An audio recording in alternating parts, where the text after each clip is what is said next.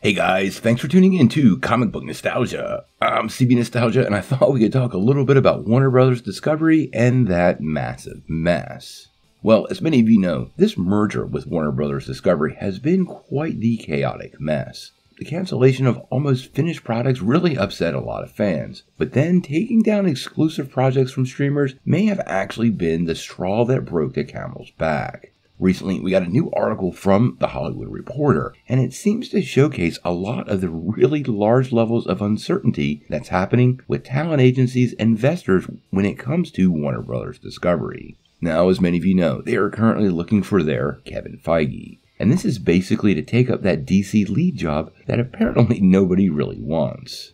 Even if you do a fairly decent job, you are in a bad spot because you are stuck with a comparison with Marvel Studios. You don't have to like Walter Hamada, but he did a pretty good job dragging the whole franchise forward after the massive fallout from Zack Snyder's projects and him leaving Warner Bros. Itself. Now, a Hollywood Reporter actually quotes one talent representative and highlights one of the biggest issues in getting somebody to lead DC. They actually said, DC is so fragmented. J.J. Abrams had this one, Zack Snyder had that one, Todd Phillips had the other thing. They're all such huge egos. These egos may be exactly the wall in getting all these franchises under one umbrella and making them work with some synergy. We know they are still moving forward with a lot of Elseworld projects, including sequels to both The Batman and The Joker.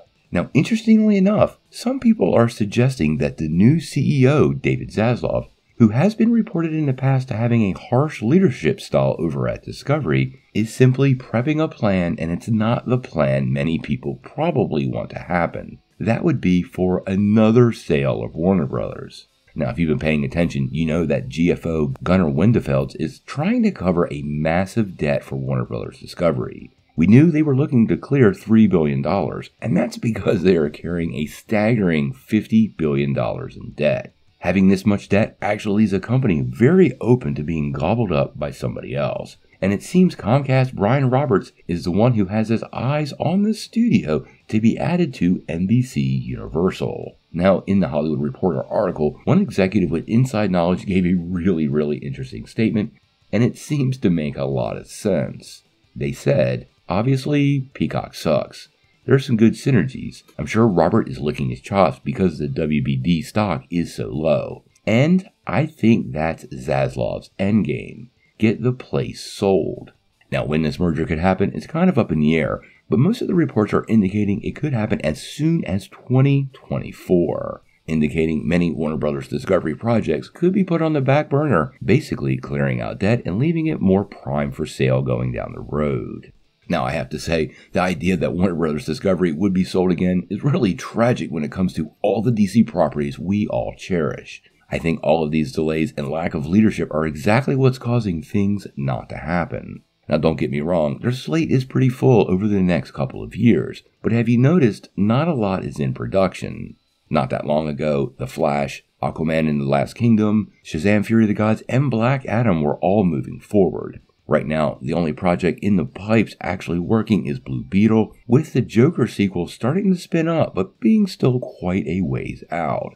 We also have very little direction on many series when it comes to DC. Titans, Doom Patrol, Young Justice, and even Stargirl are all up in the air on whether they will get another season. So all of this stuff adds more and more weight to the idea that it might not be a really great next couple of years for DC overall. Additionally, the fact that they don't have anybody in the leadership position is completely hurting them. Now, this is a no-win situation. Being compared to Marvel Studios after Marvel Studios was established is an almost untoppable bar. It wasn't easy to get them there, and they weren't judged after the first couple of movies. Most of the acclaim came after that first Avengers movie, which did over $1 billion at the box office and proved beyond the shadow of a doubt that you could integrate multiple superhero franchises into one mega event. DC is clearly trying to follow the same path, but if you clip their wings after one or two little stumbles early on, they'll never get to that point. So whoever's going to take up this leadership position has an almost impossible seat to fill, and I feel like at this point, nobody simply wants it. Now, we're going to keep covering everything DC and Warner Bros. Discovery going forward. I feel like we're probably going to have another swath of bad news before we finally get to see some light, but I am pretty hopeful, and I hope you guys stick around till then. Make sure you hit that like and subscribe button to get all the updates. But until we know more, what do you guys think? What do you think of the idea that Warner Brothers Discovery could once again be up for sale? And do you think DC overall would be better off under NBC? Tell me what you think in the comments below. If you like this video, make sure you hit like, click subscribe, and don't forget to ring that bell for all the updates.